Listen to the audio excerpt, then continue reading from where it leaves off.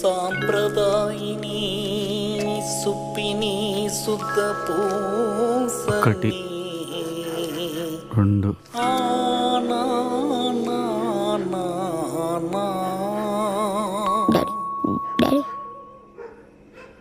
Daddy భయమవుతుంది daddy. Daddy మమ్మ daddy ఏం మాట్లాడతలేడు. Daddy daddy